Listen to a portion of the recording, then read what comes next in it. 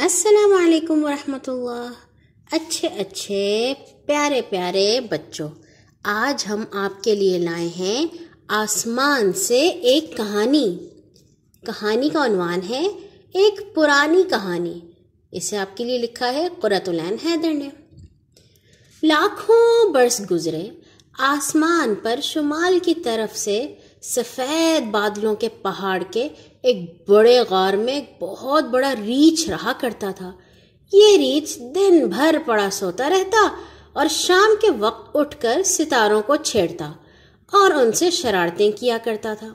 اس کی بدتمیزیوں اور شرارتوں سے آسمان پر بسنے والے تنگ آ گئے تھے۔ کبھی تو وہ کسی ننھے سے ستارے کو گیند کی طرح لڑکا دیتا اور وہ ستارہ قلا بازیاں کھاتا دنیا میں آ گرتا، یا کبھی وہ انہیں اپنی اصلی جگہ سے ہٹا دیتا اور وہ بیچارے ادھر ادھر بھٹکتے پھرتے۔ آخر ایک دن تنگ آ کر وہ 7 ستارے، جنہیں 7 بہنیں کہتے ہیں، چاند کے عقل مند بوڑھے آدمی کے پاس گئے اور ریچھ کی شرارتوں کا ذکر کر کے اس سے مدد چاہی۔ بوڑھا تھوڑی دیر تو سر کھجاتا رہا، پھر بولا، اچھا، میں اس نامعقول کی خوب مرمت کروں گا، تم فکر نہ کرو۔ 7 بہنوں نے اس کا شکریہ ادا کیا اور خوش خوش واپس چلی گئیں۔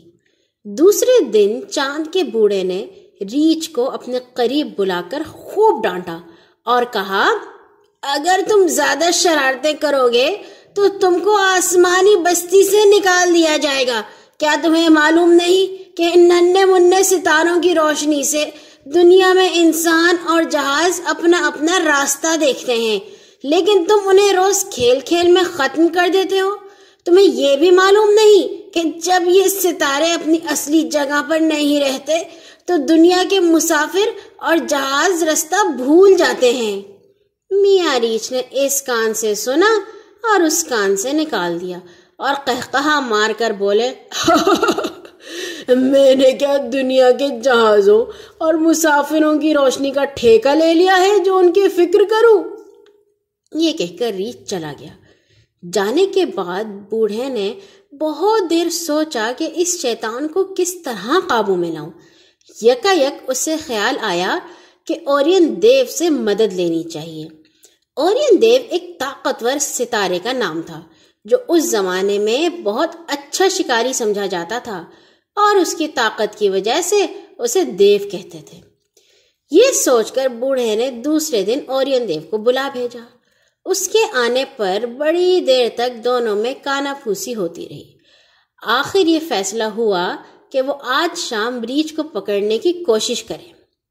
چنانچہ رات گئے اورین دیو نے شیر کی کھال پہنی اور ریچھ کے غار کی طرف چلا۔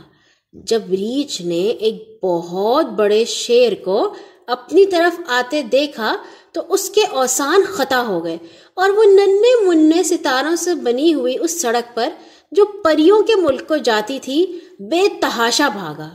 اس سڑک کو ہم کہکشاں کہتے ہیں۔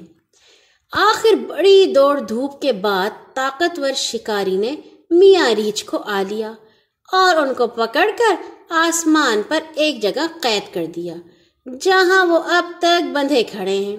اگر تم رات کو قطب ستارے کی طرف دیکھو تو تمہیں اس کے پاس ہی ریچھ بندھا نظر آئے گا، جس کو ان 7 بہنوں میں سے 4 پکڑے کھڑی ہیں، باقی 3 بہنوں نے اس کی دم پکڑ رکھی ہے۔ اگر تم آسمان پر نظر دوڑاؤ تو تمہیں اورین دیو بھی تیر و کمان لیے ریچھ کی طرف نشانہ لگائے کھڑا نظر آئے گا۔